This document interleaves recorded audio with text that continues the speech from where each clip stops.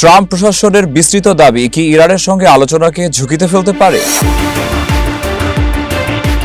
ইরানের সঙ্গে সম্ভাব্য আলোচনার প্রেক্ষাপটে ট্রাম্প প্রশাসনের বিস্তৃত ও কঠোর দাবিগুলো নতুন করে প্রশ্নের মুখে পড়েছে। বিশ্লেষকদের মতে এসব দাবি আলোচনার পথ সহজ করার বদলে আরও জটিল করে তুলতে পারে।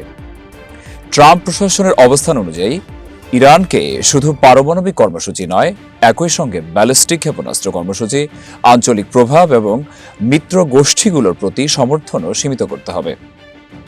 ইরানের দৃষ্টিতে এসব দাবি তাদের সার্বভৌমত্বের ওপর সরাসরি হস্তক্ষেপ।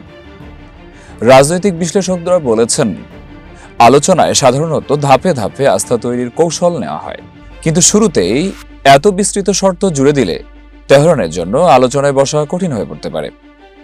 এতে কূটনৈতিক অচলাবস্থার ঝুঁকি বাড়ছে। ইরান বরাবরই বলে আসছে তারা শুধুমাত্র পরমাণু ইস্যুতে আলোচনা করতে আগ্রহী। অন্য বিষয়গুলো আলোচনায় আনলে তা গ্রহণযোগ্য হবে না। ফলে দুই পক্ষের অবস্থানের এই দূরত্ব আলোচনার ভবিষ্যৎ নিয়ে অনিশ্চয়তা তৈরি করেছে। বিশেষজ্ঞদের মতে যদি উভয় পক্ষ অবস্থান থেকে এক চুলো না সরে, তাহলে আলোচনার টেবিল ভেঙে পড়ার আশঙ্কা রয়েছে। এতে মধ্যপ্রাচ্যে উত্তেজনা আরও বাড়তে পারে এবং নিষেধাজ্ঞা সংকট দীর্ঘায়িত হতে পারে।